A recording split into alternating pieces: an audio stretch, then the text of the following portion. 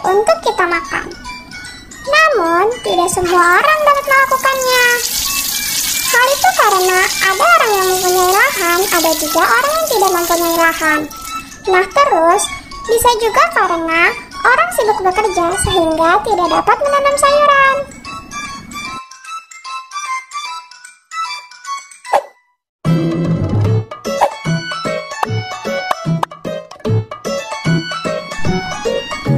Nah, keterbatasan itulah yang membuat kita perlu orang lain.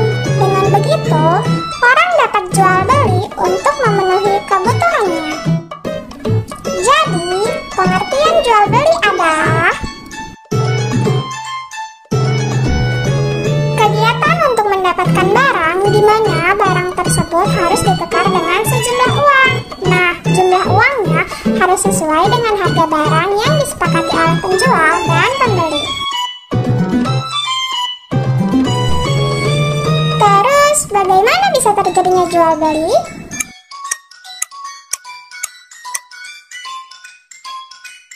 Jual beli dapat terjadi apabila memenuhi 4 syarat-syarat jual beli, yaitu sebagai berikut. Pertama, adanya penjual. Kedua, adanya pembeli. Ketiga, ada barang yang dijual. Dan keempat, adanya uang. Lalu, di mana saja kita bisa melakukan jual beli? Kita dapat melakukan jual beli di lingkungan rumah. Nah, tempat jual beli yang ada di sekitar rumah kita yang dapat kita jumpai adalah pasar, swalayan, toko, dan warung. Yuk, kita bahas satu persatu. Yang pertama, pasar. Pasar merupakan tempat bertemunya penjual dan pembeli dari segala penjuru. Barang yang dijual di pasar adalah kebutuhan sehari-hari, misalnya beras, minyak, telur, sayuran, buah-buahan, dan pakaian. Pasar ada 2 jenis, pasar tradisional dan pasar modern. Yang kedua, swalayan. Swalayan dekat rumah biasanya kita kenal dengan minimarket. Swalayan ini merupakan tempat berbelanja modern di mana harga tidak bisa ditawar lagi. Misalnya Alfamart, Indomart, Alfamidi, dan masih banyak lagi macamnya. Yang ketiga, toko. Toko merupakan tempat jual beli yang tempatnya lebih menyediakan berbagai macam barang-barang. Ada juga toko yang menyediakan hanya satu jenis barang. Misalnya, toko alat-alat listrik, toko alat-alat tulis, toko kue, dan toko pakaian. Dan yang terakhir adalah warung.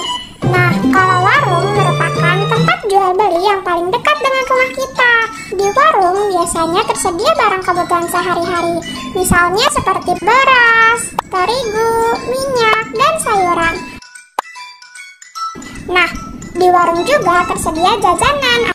Ada jajanan makanan, jajanan minuman, dan lain-lain.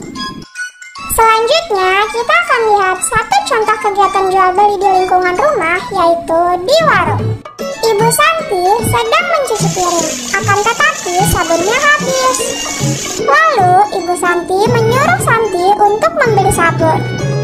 Santi segera membeli sabun. Ia membelinya di warung yang di dekat rumahnya. Ternyata warung itu memudahkan Santi dan ibunya untuk membeli barang-barang kebutuhan. Oke teman-teman semua, jadi seperti itulah jual beli, yaitu merupakan kegiatan untuk mendapatkan barang. Syarat terjadinya jual beli yaitu adanya penjual, pembeli, barang yang dijual, dan uang. Kita bisa melakukan kegiatan jual beli di lingkungan rumah.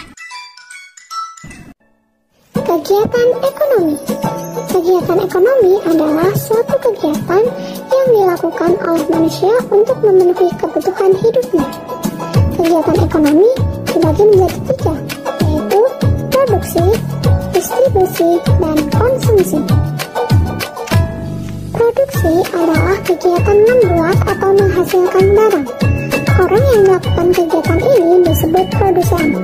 Contohnya, pabrik sepatu, pengrajin anyaman, penjahit, dan lain-lain. Distribusi. Distribusi adalah kegiatan menyalurkan barang hasil produksi. Orang atau tempat melakukan kegiatan ini disebut distributor. Contohnya, agen, pedagang, dan pengecer. Konsumsi. Konsumsi adalah kegiatan memakai barang hasil produksi. Orang yang melakukan kegiatan konsumsi disebut konsumen. Contohnya yaitu ketika kita membeli barang untuk dipakai atau dimakan atau digunakan.